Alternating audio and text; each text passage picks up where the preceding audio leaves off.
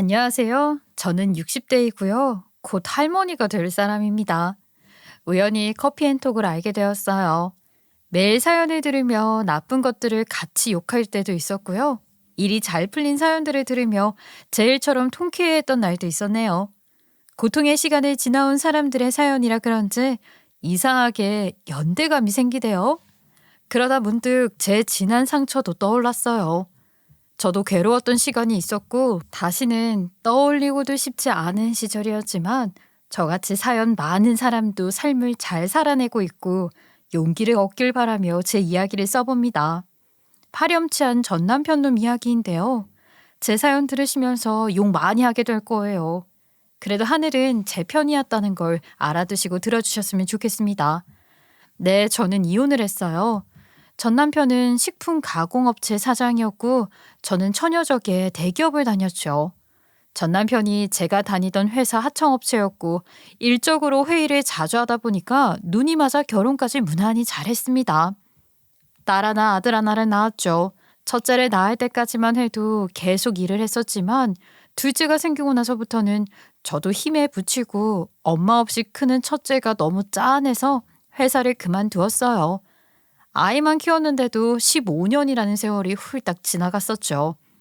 그 긴 시간 동안 남편은 회사를 잘 키웠고요. 점점 더 몸집을 불려 더 큰 회사로 만들었어요. 정말 승승장구라는 말이 딱이었죠. 그런 남편 덕에 저도 부족함 없이 잘 살았습니다. 금전적인 것뿐만 아니라 정서적으로도 저희 가족은 잘 살았어요. 저희 부부는 같이 사는 동안에는 사이가 좋았고요. 전 남편은 아이를 좋아해서 그런지 전형적인 좋은 아빠의 모습을 보여왔어요. 어릴 적부터 아빠가 아이들과 유대감을 쌓지 않으면 커서는 어색해서 아빠 안 찾는다고 하잖아요. 저희 아이들은 저한테 말 못하는 비밀들이 참 많은데 또 아빠한테는 못하는 말 없이 속을 다 보이는 그런 사이였어요. 얼마나 아빠가 노력을 했는지 아시겠죠? 전 남편은 회사 일로 바쁜 와중에도 가족 여행도 많이 다녔고 매 기념일에는 좋은 선물을 많이 해줬어요. 그때까지는 정말 행복하게 살았습니다.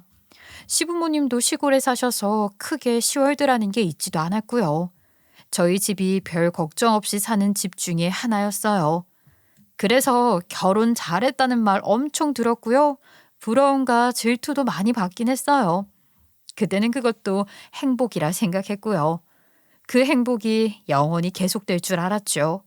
그런데 어느 날 전 남편이 제 뒤통수를 치더군요. 여보, 고백할 게 있는데 사실은 내가 다른 사람이 있어. 그래서 말인데 우리 이혼하자. 뭐라고? 이혼? 그게 무슨 소리야? 당신 바람 폈어? 어떻게 우리 가족을 놔두고 바람을 필 수가 있어? 저는 사실 남편이 그저 술집 여자나 어린 여자를 건드려서 일이 꼬인 거라 생각했어요. 어디서 들었는데요. 돈 잘 버는 남자들은 무조건 한 번씩은 바람을 핀다더군요. 남자의 바람은 진짜 바람이기 때문에 참고 기다리면 다시 돌아온다고 한 번은 용서해 주라고 했어요. 저 역시 같은 마음이었어요. 그런데 실제로 이런 일을 당하니 화가 치밀어 오르더군요. 미안해. 그런데 나도 어쩔 수 없어. 거기에 애가 있는데 나를 원해. 내가 그 애 옆에 있어줘야 해. 벌써 15년을 혼자 자랐어. 더 이상 나도 지체할 수가 없다고. 뭐? 15살? 그럼 우리 큰애랑 동갑 아니야. 그럼 두 집 살림을 해온 거야? 아주 오래전부터? 미안하지만 맞아. 그 애도 우리 큰애랑 같은 나이야. 지금까지는 당신이랑 살았으니까 이제는 그 집에 가서 살고 싶어. 그 애들한테도 이제는 번듯한 아빠 노릇을 해주고 싶다고. 그동안 아빠 없이 많이 힘들어했어. 그럼 우리 애들도 아직 애야. 당신 나랑 이혼하면 우리 애들도 아빠 없는 애들 되는데 왜 우리 애들은 생각을 안 해? 어떻게 그런 일을 저지른 거냐고. 그럼 어떡해. 일이 이렇게 돼버렸는데 나보고 어떡하라고. 지금까지 너랑 살아줬잖아. 나도 그 애들도 더 이상은 안 돼. 이제는 네가 양보해. 그때 남편은 저희 가족 따윈 안중에도 없었고요. 혼외자한테 더 신경을 쏟는 상황이었어요. 너무 서운했고 너무 답답했어요. 어떻게 일이 이렇게 되었을까요? 돈 있는 남자들 여자 조심시켜야 된다는 말 그때 실감했습니다. 이혼해주면 위자료 두둑이 챙겨줄게. 원하는 액수를 말해. 내가 최대한 맞춰줄 테니까. 위자료는 무슨 위자료야. 나 이혼 못해. 아니? 안 해. 그 여자한테 가서 말해. 당신 포기하라고. 조강지처럼 살아야지 무슨 바람난 여자하고 살아. 했던 말 또 하게 하지 마. 내 마음은 변하지 않다고. 나를 그만 놓아줘. 애들이 나를 원한다고. 그럼 그 애들 데리고 와. 내가 키워줄게. 내가 애 넷 키우지 뭐. 내가 친모만큼 정성스럽게 키워줄 테니까 그 애들 데리고 와. 제가 조금 힘들고 정신적인 스트레스가 커도 우리 애들을 아빠 없는 아이로 만들고 싶지 않았어요. 차라리 제가 그 애들까지 다 키웠으면 키웠지 우리 애들 마음 아픈 모습은 볼 수가 없으니까요. 말기 진짜 못 알아듣네. 나 당신 필요 없다고. 이제 당신 같은 사람 나 필요 없다고. 나 그 집에 가서 살고 싶다니까. 왜 이렇게 말귀를 못 알아들어. 자꾸 나 자극하지 마. 자꾸 이러면 확 이 자료도 안 줘. 알았어? 그럼 나한테 이혼 얘기 꺼내지도 마. 이혼은 무슨 이혼이야? 나 절대로 이혼 안 할 거니까 그런 줄 알라고. 누구 좋으라고 이혼을 해줘. 불륜남녀 그리고 부정한 사유로 낳은 아이들까지 어디 한번 사람들 시선 따갑게 느끼면서 살아봐. 내가 그렇게 호락호락할 줄 알아? 이혼해주면 위자료를 준다고 했다가 안 준다고 했다가 제발 이혼만 해달라고 했다가 아주 저를 들들 볶았어요. 제가 미쳤다고 이혼을 해줍니까? 그년이랑 잘 살라고 이혼을 해줍니까? 평생 둘이 불륜 남녀하라고 했어요. 이혼 안 해주면 그렇게 되니까요. 마음을 단단히 먹었죠. 그 후로 얼마 뒤 전 남편은 짐을 싸서 집을 나가대요. 그리고 저희에게 모든 금전적인 지원금을 끊었습니다. 저뿐만 아니라 우리 애들한테 들어가는 돈까지도요. 천하의 상놈이 바로 제 전 남편이었어요. 이런 일이요 드라마에서나 봤고요. 건너 건너 모르는 사람들의 이야기일 줄 알았는데 제가 이런 일을 겪을 거라고는 상상조차도 못했습니다. 집안일이라 어디 가서 말도 못하고 정말 미치는 줄 알았어요. 여자에 미친 전 남편은 본처와 아이들에게 모든 지원을 끊은 것뿐만 아니었습니다. 집에 있는데 갑자기 부동산에서 집을 보러 왔어요. 사모님, 집에 계셨네요. 사장님께서 연락은 안 받으셔서 일단 와봤는데요. 집 내놓으신 거 맞죠? 집 보러 왔는데 들어가겠습니다. 네? 저희 집 내놓은 적 없는데요? 잘못하신 거 아니에요? 집 팔 생각 없는데요. 에? 사장님께서 며칠 전에 집 내놓으셨어요. 빨리 팔아달라고 하셨는데요. 이 얘기 못 들으셨어요? 네? 아니요, 전혀요. 그리고 저희 집 내놓을 일 없으니까 이만 나가주세요. 이 인간이 저 몰래 집도 팔려고 했던 거예요. 전 남편한테 전화를 걸으니 어이가 없는 소리를 합니다. 집도 4명이 차도 4명이잖아. 그러니까 집도 차도 내 마음대로 할 수 있는 거 아니야? 어차피 내가 돈 벌어서 산 건데 내 마음대로 한다는데 뭘 그래? 다 팔아서 당신 거리에 나앉게 할 계획이니까 그런 줄 알아. 뭐? 나를 거리에 나앉게 할 거라고? 당신이 벌어서 당신이 산 집이라고? 그럼 나는 뭐 집에서 놀았니? 내가 집에서 당신 빨래하고 당신 먹이고 그런 건 벌써 잊었어. 그러니까 그런 건 법정에서 가르자고. 이혼하자니까 왜 사람을 이 지경까지 하게 만들어. 내가 이혼해주면 위자료 두둑이 준다고 했어 안 했어? 이혼을 안 해주니까 내가 이러는 거 아니야. 누구 좋으라고 이혼을 해. 이 집 팔면 나만 길거리에 나앉게 되니? 우리 애들은 어디 가서 살라고? 도대체 왜 우리 애들 생각은 안 하는 거야? 됐고. 내 말 알아들었으면 이혼 서류 보낼 테니까 사인해. 이혼만 해주면 그 집에서만은 살게 해줄 테니까 안 하면 국물도 없을 줄 알라고. 어떻게 하면 사람이 이렇게 갑자기 악해질 수가 있을까요? 정말로 너무 화가 나서 손이 벌벌 떨렸습니다. 처자식이 한평생 살았던 곳이고 이 집 없으면 더 이상 갈 곳도 없는 상황 뻔히 알면서 처자식을 내쫓으려 하다니요. 그때 얼마나 전 남편을 원망했는지 몰라요. 하지만 아이들에게는 차마 이런 이야기를 할 수 없었어요. 그때까지만 해도 저희가 이혼한다는 상황을 아이들한테는 오픈하지 않았거든요. 저 혼자만 전전긍긍하고 걱정했어요. 이 인간을 어떻게 정신 차리게 할지에 대한 생각을 많이 했는데요. 왜 이런 일을 저만 당해야 하나요? 죄를 저지른 사람은 따로 있는데요. 그래서 그 상간녀를 찾아갔습니다. 전 남편 회사 비서한테 사정해서 그년 주소를 받아냈고 그년 집에 갔어요. 세상에, 제가 살던 집보다 더 좋은 동네에 더 큰 집이지 뭐예요? 돈 벌어서 저한테 갖다 준 돈이 전부가 아니었던 거예요. 마치 제가 세컨드인 마냥 기분이 너무 더러웠습니다. 때마침 그 상간녀가 집에서 나오길래 아주 머리채를 뽑아버렸어요. 저도 너무 화가 나서 온 집안을 난장판으로 만들었어요. 그런데 하필 그년의 애와 제 전 남편이 그 모습을 본 거예요. 아이를 잠깐 밖에 나가 있으라고 하고 전 남편이 저한테 덤볐어요. 당신 뭐야? 뭐 하는 사람인데 여기까지 쫓아와? 이혼하자는 내 말 못 알아들었으면 찌그러져 살 것이지. 여긴 왜 오냐고? 우리 버리고 왜 당신은 잘 살아? 내가 뭐 잘못했어? 내가 잘못한 게 뭐가 있어서 찌그러져 살아야 해. 우리 애들은 무슨 죄로 아빠를 잃어야 하냐고.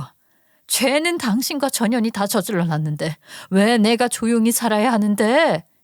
앞으로 내 인생은 당신하고 이혼하고 내가 알아서 잘 살아보겠다는데 왜 그래?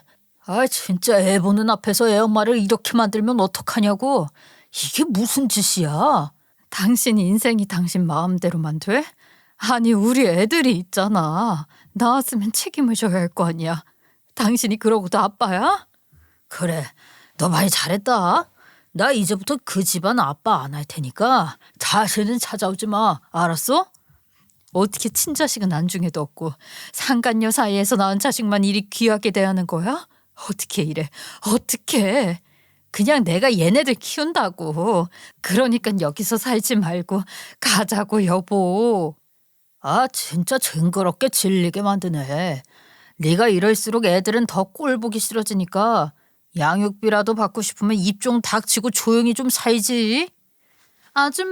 아줌마가 뭐 잘못하는 게 있는 것 같은데요. 우리 아이는 이와 낳은 애가 아니에요. 그러니까 피 한 방울 안 섞인 아이들을 당신이 데려갈 이유는 없습니다.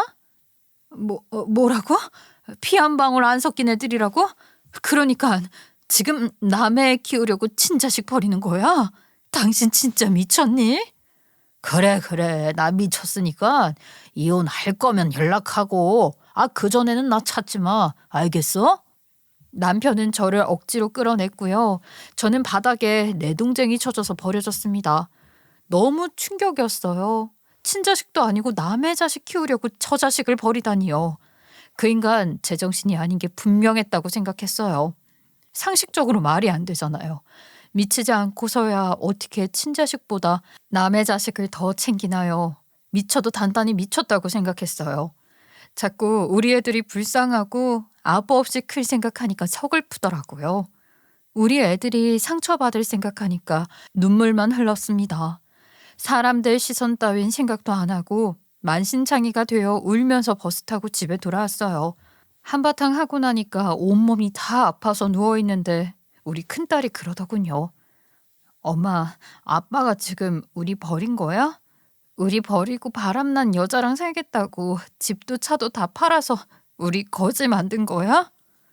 어떻게 알았어? 엄마가 말하지 않으려고 했는데 아니야. 아빠가 지금 제정신이 아닌 건 맞아. 그런데 우리 아빠 없이도 잘 살 수 있어. 아빠 없으면 왜 우리가 거지 돼? 엄마도 돈 잘 벌 수 있으니까 걱정 마. 알았지? 아빠가 어떻게 그럴 수 있어? 엄마가 어떻게 돈을 벌어? 앞으로 나 학원도 못 다녀? 나 미대 가고 싶은데 내 학원비는 어떡해? 엄마가 벌어서 너 키울 거야. 걱정 마. 울지 마. 무슨 일이 있어도 엄마는 너희들 버리지 않아. 절대로. 어떻게 아이들이 저희 부부가 이혼한다는 것을 알게 되었고요. 남편의 뜻이 너무 확고해서 미친 인간의 정신을 되돌리고 싶었지만 쉽지 않다는 것을 깨닫게 되었습니다. 왜인지 모르겠어요. 이상하게 오기가 생기더라고요. 저는 보란 듯이 잘 사는 모습을 보여주고 싶었어요. 왜 그런 생각을 했는지 모르겠지만 그 남편 새끼 따위 없어도 우린 잘 사는데 내가 남편을 보내주지 않는 이유는 단지 벌을 주고 싶어서라는 이유라고 하고 싶었어요. 그게 제 마지막 자존심이었어요. 전 남편은 정말로 집을 팔았고요. 저희는 얼마 안가 쫓겨나게 되었습니다. 그래도 다행인 건 제가 비상금으로 챙겨둔 돈이 꽤 있었어요. 아무리 남편이 잘 벌어도 뒷주머니를 차고 있어야 된다며 아는 선배가 조언을 해줬었는데 그 돈이 이렇게 유용하게 쓰일 줄은 몰랐어요. 그 돈과 가지고 있던 팔찌, 반지, 목걸이 같은 액세서리와 금, 가방 다 팔아서 조그만 집 하나를 마련했습니다. 얘들아, 비록 집은 작아졌지만 엄마가 너희 생각하는 것은 결코 작아지지 않았어. 엄마가 아빠 몫까지 최선을 다해 너희 제대로 키울 거야. 그러니까 너희도 기죽지 말고 너희가 하고 싶은 것들 하면서 살아. 알았지? 그래도 그 전보다 우리가 못 먹고 못 쓰고 못 입는 건 사실이잖아. 엄마, 괜히 센 척 안 해도 돼. 우리도 다 알고 있어. 우리 키우느냐고 돈 벌어본 적 없는 엄마가 어떻게 아빠만큼 돈을 벌 수 있겠어? 나는 내가 알아서 살 테니까 엄마만 무리하지 않아도 돼. 엄마 최선을 다할 거야. 엄마 인생의 목표는 우리가 잘 사는 거야. 너희는 집안 걱정하지 말고 하고 싶은 거 하고 살아. 알았지? 애들한테 센 척은 했지만 사실 할 수 있는 일이 의외로 없었어요. 우리 애들을 먹여 살려야 하기 때문에 돈을 벌려고 일자리를 알아봤지만 대기업에서 일했던 경험도 15년이 지난 지금에서는 아무짝에도 쓸모가 없었죠. 사무직을 포기하고 아침에는 우유 배달을 했고 낮부터 늦은 밤까지 식당에서 일을 했습니다. 몸이 부서져라 일을 하는데도 예전처럼 아이들을 키울 수가 없었어요. 그저 먹이고 입힐 수 있는 정도였죠. 결국 학원도 모두 다 끊게 되었고요. 미술을 하던 우리 첫째는 엄마가 가난해서 더 이상 원하는 공부를 하지 못했고요. 둘째도 학원에 다니지 않으니까 성적이 곤두박질 쳤어요. 돈 없으면 애도 못 키우는 거구나. 그때 크게 느끼게 되었습니다. 애들도 집안 사정 뻔히 보이니 스스로 용돈을 벌더라고요. 돈 쓸 때는 많고 엄마는 가난하니까 아르바이트를 하더군요. 그것 자체로도 미안해서 애들만 보면 눈물이 나오는데 딱 그 시기가 애들 사춘기 시기라서 대화를 나눌 때마다 얼마나 제 가슴을 아프게 말하는지 대화하는 것 자체가 두려웠어요. 아르바이트 하는 것까진 엄마가 막지 않을게. 그런데 공부는 어느 정도 유지는 해야지. 성적이 이게 뭐야? 너무 뚝 떨어졌잖아. 성적을 어떻게 유지해? 다른 애들은 새벽까지 학원 다니면서 공부하는데 내가 그런 애들을 어떻게 따라가? 나라고 아르바이트 하고 싶은 줄 알아? 용돈 줄 형편이 안 되니까 내 용돈 내가 벌려고 하는 거잖아. 엄마가 돈 많이 벌어서 주면 내가 이런 고생 안 하잖아. 아빠가 바람 안 폈음. 내가 이런 고생 안 하잖아. 이게 다 아빠 엄마 탓인데 왜 나한테 뭐라고 하는 거야? 미안해. 그래, 엄마가 미안해. 이게 다 엄마 아빠 때문이네. 맞아. 엄마가 돈 많이 벌어다 주면 네가 이런 고생 안 하고 다른 애들처럼 학원에서 공부할 텐데 말이야. 그럼 성적도 잘 나올 테고. 미안해. 엄마가 더 노력할게. 짜증나. 뭘 또 그렇게 쫄아. 엄마랑 얘기하면 내가 괜히 나쁜 사람 되는 것 같잖아. 애들은 사춘기가 와서 무슨 이야기만 했다 하면 제 원망과 아빠를 원망했고요. 짜증으로 대하기 일쑤였죠. 한동안은 나쁜 친구들과 어울려 방황도 많이 했습니다. 그럴 때일수록 사랑으로 감싸주라는 말에 정말 최선을 다해 애들을 대했어요. 저는 신을 믿지 않지만 하루하루 기도를 안 한 날이 없었던 것 같아요. 제발 우리 아이들 잘 크게 도와주세요. 제발 우리 아이들 이 방황이 짧게 끝나고 다시 착하고 착실한 아이들로 돌아오길 도와주세요. 눈물로 빌면 어떤 신이든 제 간절함에 들어주겠지 하면서 기도를 했었네요. 전 남편이 집을 나가고 몇 개월이 흘렀어요.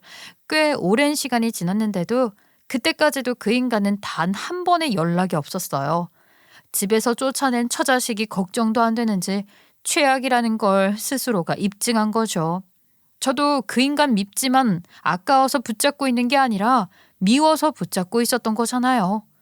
저도 그렇게 당하고 와서도 자존심에 연락 한번 하지 않았어요. 법적으로는 부부이나 부부 생활은 하지 않고 있는 상황이었습니다. 그런데 제가 일을 하다가 넘어져서 무릎을 다치게 되었어요. 사람이 하도 돈이 없으니까 다치니까 돈 걱정부터 하게 되더라고요. 다행히 젊었을 적에 보험을 들어놓은 게 있어서 치료비는 그럭저럭 해결이 됐는데요.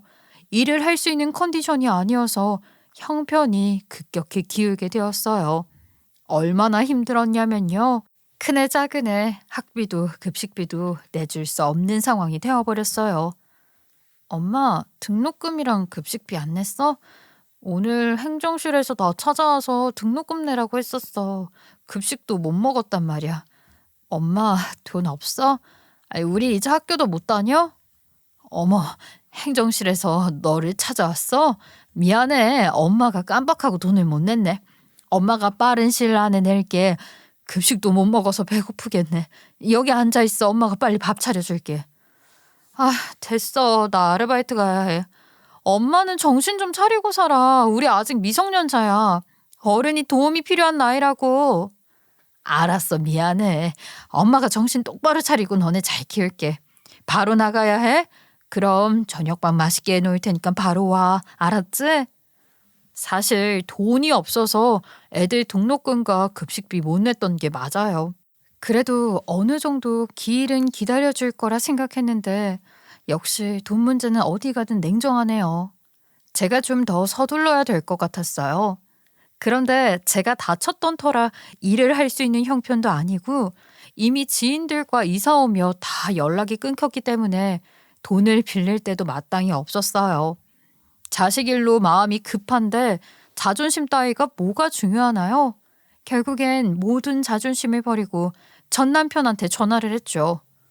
아, 웬일로 전화를 다 했대? 왜? 이제서야 이혼할 마음이 들었어? 그래서 연락한 거야? 안타깝게도 이혼 얘기하려고 전화한 건 아니고 내가 싫은 것이 우리 애들 싫은 건 아니잖아? 내가 지금 상황이 어려워서 그래. 당신도 그래도 아빠니까 애들 학비랑 급식비는 대야 하지 않겠어? 아, 뭔 소리야. 내가 이혼 얘기하는 거 아니면 전화하지도 말라고 했지. 돈 달라고 전화했냐? 그럼 이혼해. 그럼 줄 테니까. 그래. 돈 달라고 전화한 거 맞고 내가 필요한 돈이 아니고 애들한테 필요한 돈이라고 인간아. 이혼을 하든 안 하든 아빠 노릇은 해야 하잖아. 애들 학비랑 급식비는 대라고. 그게 어려운 건 아니잖아? 어떻게 친자식이를 그렇게 모른 척해? 나는 니년하고 같이 낳은 자식들한테는 1원 한 푼도 아까워. 학교 등록금과 급식비? 아, 10원도 아깝다 이년아. 앞으로 이혼할 거 아니면 무슨 일이 있어도 전화하지 마. 알았어? 남편은 끝까지 저희를 외면했어요. 정말로 비참했습니다. 같이 살 때는 이런 모습은 한 번도 본 적이 없기 때문에 더 충격적이었어요. 그때 이 인간은 이제 정말 내 남편도 아니고 아이들 아빠도 아니라는 것을 깨달았고요. 내가 무슨 일이 있어도 다시는 남편 새끼한테 절대로 아쉬운 소리를 하지 않을 거라고 다짐했습니다. 그런데 어떡해요? 당장 애들 학비랑 급식비를 해결해야 하는데 도저히 어떻게 할 수 있는 방법이 없어서 발을 동동 굴렸어요. 그러다 문득 오래전 학교 선배가 예전에 살던 동네에서 장사를 하던 게 생각이 났고요. 그분께 빌려서 애들 등록금과 급식비를 낼 수 있게 되었어요. 그런데 얼마 후 몸을 조금 회복하고 단기 일자리라도 해보려고 알아봤는데 백화점 시식 코너 아르바이트에 자리가 나서 들어갈 수 있었어요. 한창 시식해보라고 권유를 하고 있는데 세상에 거기서 남편과 바람난 그 상간녀랑 마주쳤지 뭐예요. 여기서 일하는 제 모습이 너무나도 초라해서 모른 척 하려고 했지만 그년이 먼저 저에게 다가왔어요. 어머, 맞죠? 여기서 다 보네. 일하시나 봐요. 먹고 살기 참 힘들죠. 아이, 그러니까 이혼해 주라니까. 그럼 위자료 받아서 생활하면 되는데 못하러 이렇게 힘들게 살아요? 보니깐요, 명품으로 휘 감았고요. 여행을 가는지 커다란 여행용 캐리어를 몇 개나 샀더군요. 제가 예전에 저렇게 살았었는데 하는 생각도 들었고요. 그년 말에 기분이 확 상해서 저도 좋게 말해주고 싶지가 않았어요. 주둥이 닥쳐. 여기서 험한 꼴 당하고 싶지 않으면 그냥 가던 길 가라. 애들은 먹여 살려야 할 거 아니에요. 전에 들어보니까 등록금도 못 내고 급식비도 얼마 하지도 않는 돈 10만 원이 없어서 애들 굶겼다면서요. 아우, 엄마 잘못 만나서 애들이 문제야? 불쌍해라. 우리 큰애는 미국으로 유학 가는데. 뭐라고? 유학? 네 큰애 우리 애랑 같은 나이 아니야? 그런데 유학을 간다고? 네, 그래요. 같은 나이 지금 가서 남은 고등학교 생활하면서 미국 문화 적응하고 대학 갔다가 올 거예요. 여차하면 거기서 취업도 하게 될 거고. 아무튼 수고해. 우리는 정말 힘들게 살고 있는데 피 한 방울 안 섞인 남의 자식은 유학까지 보낸다는 말에 저도 눈이 헷가닥 돌았어요.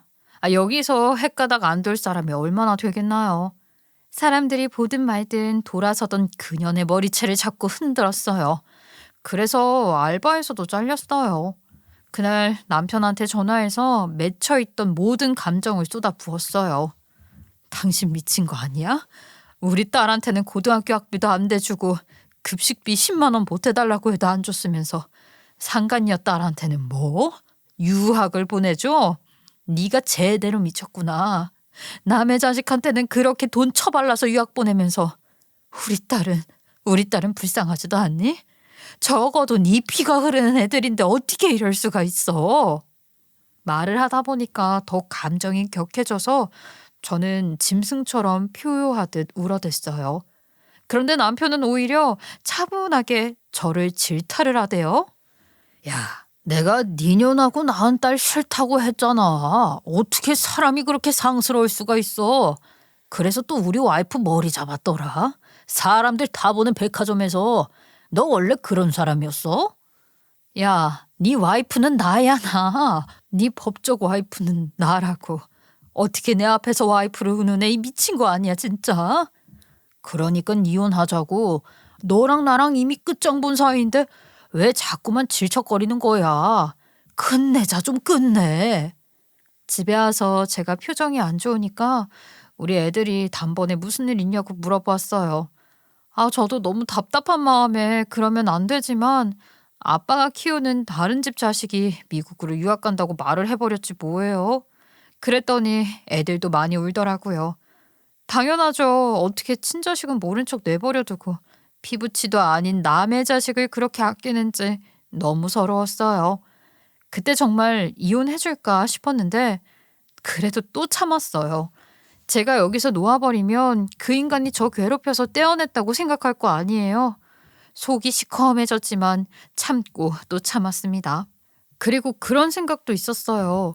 혹시나 이 인간이 갑자기 저 세상이라도 가버리면 제가 이혼 안 하고 있었으니까 이 인간 재산은 우리 애들이랑 저한테 오잖아요. 그래서 악착같이 이혼 안 하고 버티고 있었던 것도 솔직히 있었어요.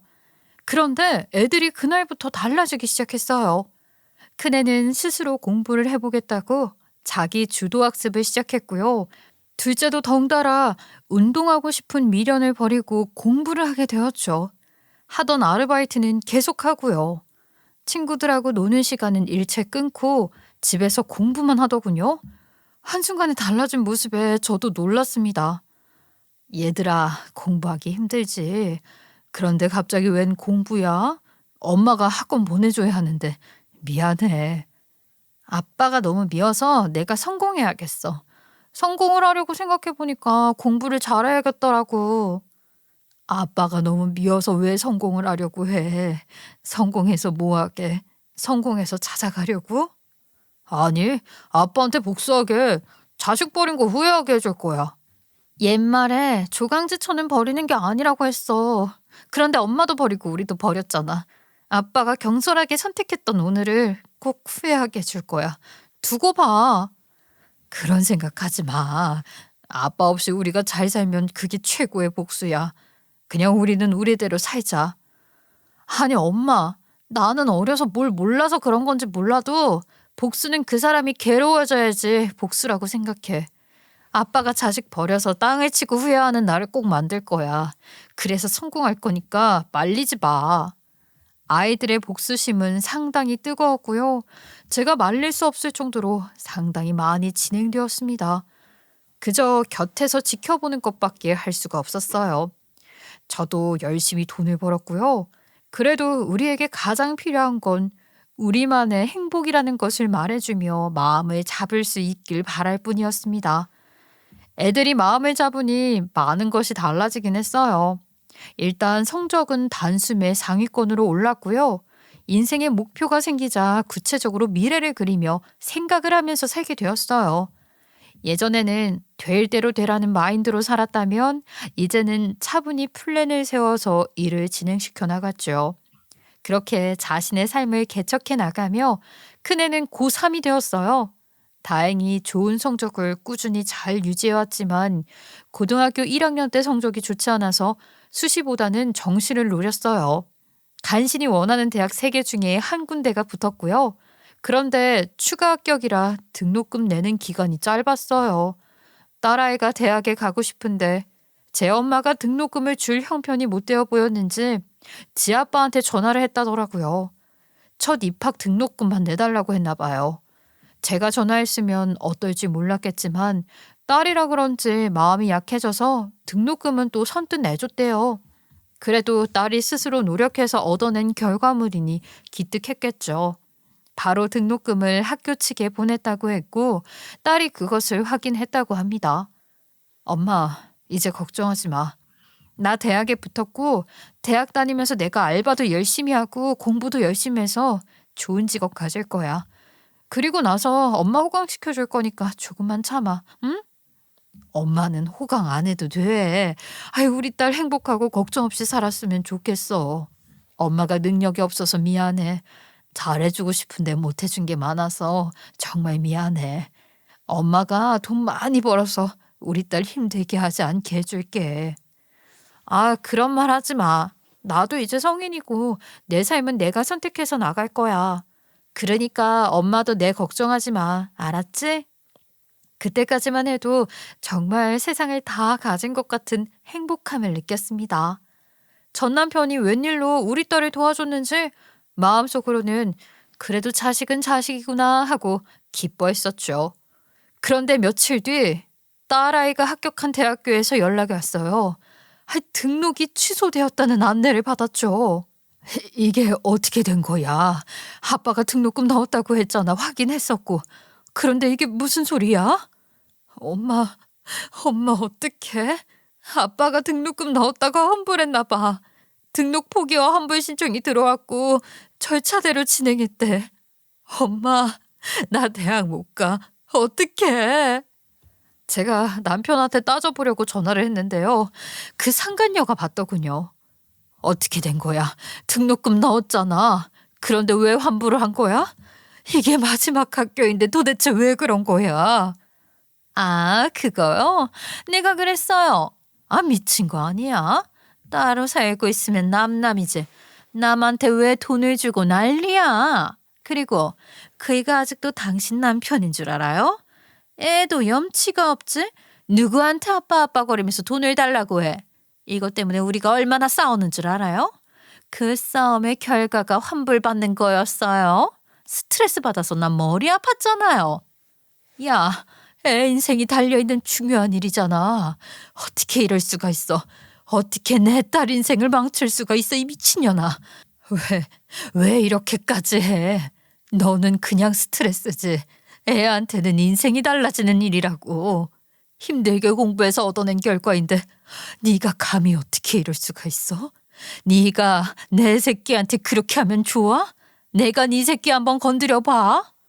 그래, 어디 한번 건드려봐. 아줌마가 미국에나 갈 수 있겠어? 어디 한번 건드리는 신용이라도 해봐. 그게 가능한 일인지. 어떻게 이럴 수가 있어, 어떻게. 신세한타는 다른 사람한테 하시고요. 앞으로 내 남편한테 그 어떠한 이유라도 전화하지 마라. 알았어요? 정말 어떻게 이런 일이 일어날까요? 그들이 사람이긴 한가요? 어떻게 남의 남자를 뺏어가서 남편 노릇, 아빠 노릇 하는 것도 모자라 본처 자식 인생을 이렇게 망쳐놓냐고요. 너무 열불나서 그녀네 집까지 찾아갔지만 이미 다른 곳으로 이사를 가고 없었어요. 전 남편한테 아무리 전화를 해도 받지 않았습니다. 회사에 찾아가도 보안팀이 저를 하도 막아대서 만날 수조차 없었고요. 큰딸은 서럽고 분하고 답답하고 화가 나서 계속 울기만 할 뿐이었어요. 제가 이때 할 수 있는 게 아무것도 없더라고요. 그저 딸을 안고 토닥여주는 것밖에 없어서 제 자신한테 너무 화가 나고 제가 너무너무 한심스러웠어요. 남편과 상간녀의 만행은 거기서 그치지 않았죠. 그동안 협의 이혼을 고수해온 그들이 뭐가 당당한지 저한테 이혼 소송을 걸어왔고요. 저는 저를 변호할 틈도 없이 온갖 말도 안 되는 죄를 뒤집어 쓰고 이혼을 당하게 되었어요. 딸아이 등록금 준 걸로 도대체 전 남편을 어떻게 달달 볶았는지 등록금도 환불하고 저와 이혼도 하게 된 거죠. 남의 인생 잘 되는 꼬라지 못 보겠다고 어떻게 우리를 이렇게 사지로 몰아넣네요.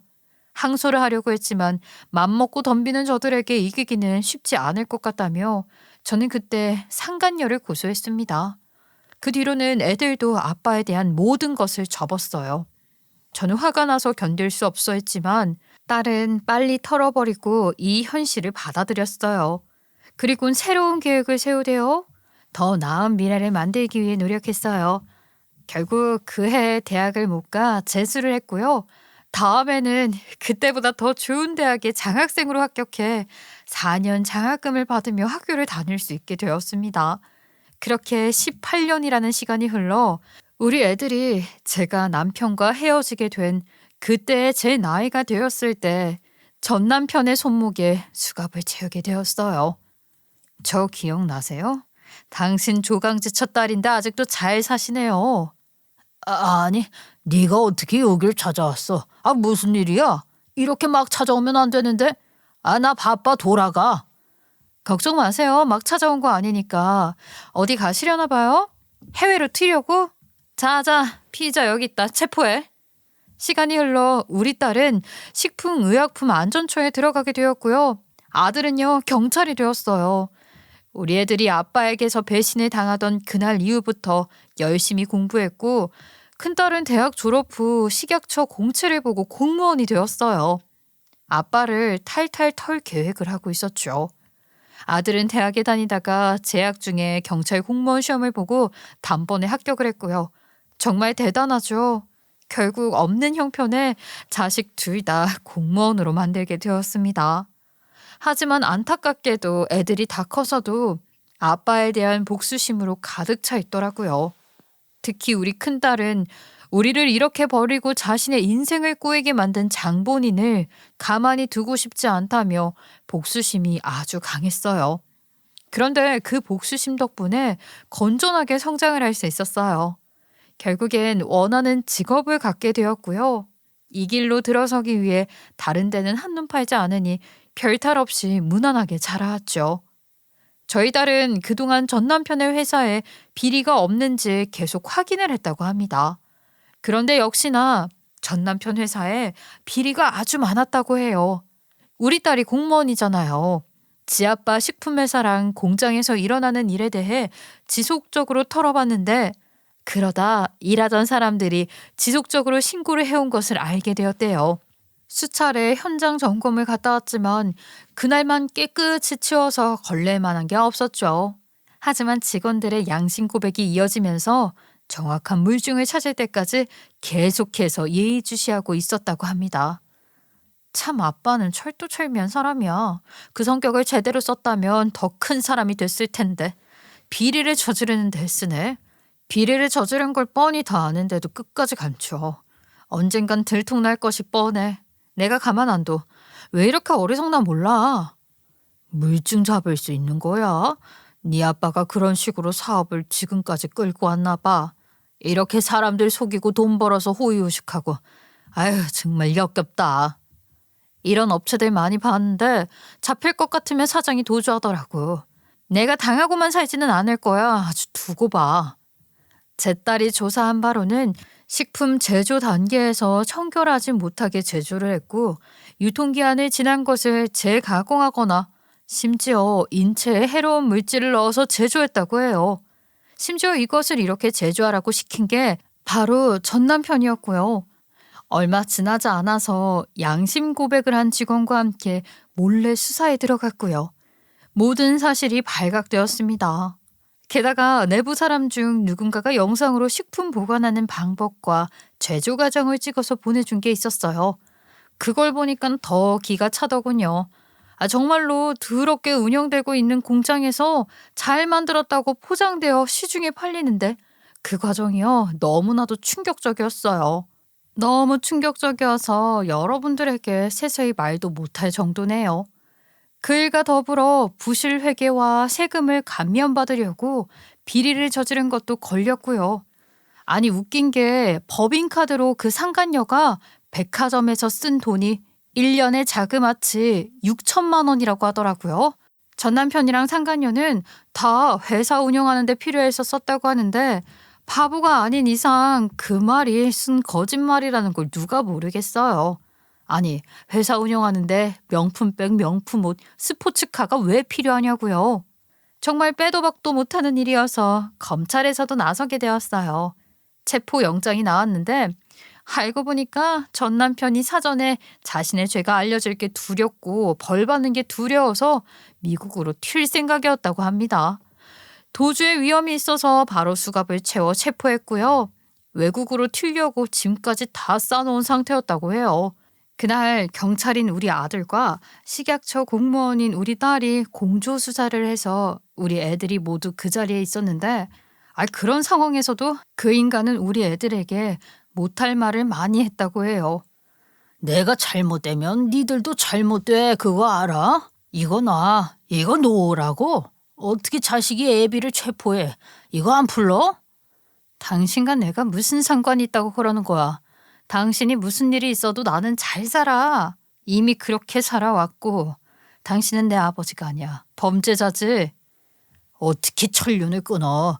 그게 네 마음대로 할 수 있는 이야기야? 어떻게 애비를 이렇게 만드냐고? 당신이 먼저 시작한 일이야. 우리를 사지에 몰아놓고 우리 인생 꼬이게 만든 건 당신이고 천륜을 끄는 건 당신이라고. 우리 딸과 아들이 딱 18년 뒤에 전 남편 손목에 수갑을 채우며 서울이 빨날리는 복수를 했습니다. 전 남편은 결국 수감이 되었어요. 그때는 좀 고소한 기분이 들더라고요. 그런데 시원한 감은 없었습니다. 하지만 그 시원한 기분을 얼마 지나지 않아서 느끼게 되었어요.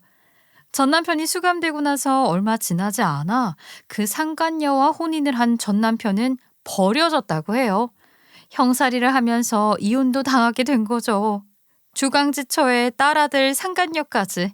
게다가 그 인간이 그렇게 성심성의껏 키워온 의붓 자식들도 그 인간이 위기에 닥치자 다 버렸대요.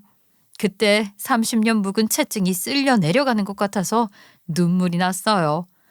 역시 모든 일의 결과는 자신이 어떻게 살았냐에 따라 달라지는 것 같아요.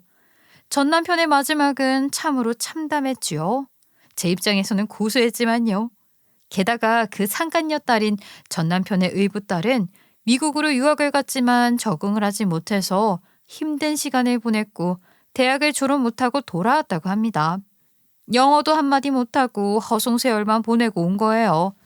남의 자식 잘 안 된 게 배 아픈 게 아니라 우리 딸 마음 아프게 하고 지들 잘 살려고 했던 그 상간녀 속이 아플 거라 생각하니 그것도 참 고소하더라고요. 그런데 그 인간 그렇게 벌을 받는데도 아직 정신을 못 차렸어요. 깜빵에 처박혀서 염치도 없이 저한테 편지를 보내더군요. 당신한테 참 미안해. 조강지쳐 버리는 게 아닌데 내가 너무 잘못한 게 많아. 정말 미안해. 혹시 시간 되면 나한테 면회를 올래? 그리고 애들 정말 잘 키우더라. 날 미워하지 않는다면 참 좋을 텐데 말이야. 미안하지만 애들한테 말 잘해서 나 좀 빨리 나가게 도와줘. 저는 무대응으로 대응했고요. 이러면 제가 마음을 돌려서 돌아갈 거라 생각했나 봐요. 아직도 이 인간 미쳐 있는 게 확실해요. 생각이 없는 건지 눈치가 없는 건지 아님 치매에 걸렸는지 어떻게 그런 말을 저한테 할까요? 쌍욕이라도 하라는 지인이 있었는데 원래 그거 아시죠? 무관심이 더 무섭다는 거요. 이렇게 여러분들에게 말을 하니까 속이 시원하네요. 주변에서는 제가 그동안 이혼 안 할 때 머저리라고 그런 인간 아까워하면 뭐하냐고 제 속도 모르고 속 뒤집는 말을 자꾸 해댔었거든요. 이혼 소송 당하면서 저에게 손가락질도 많이 했는데요. 이제야 진짜 좀 시원해졌어요. 제가 어떤 심정이었을지 다들 아시겠죠? 제 사연은 여기까지입니다. 전 지금 홀가분하게 살고 있어요. 아이들도 이젠 복수심이나 원망은 없어졌고 제 일에 전념하며 삽니다. 여러 가지 큰일 겪어보니까 이제 작은 일은 웃으면서 지나갈 수 있는 힘이 생기더군요. 구독자 여러분들도 넓은 마음을 가지고 삶을 대해보세요. 웃는 날이 더 많아질 수 있을 거예요. 그럼 저의 사연은 여기서 마치겠습니다. 저의 긴 이야기 들어주셔서 감사합니다.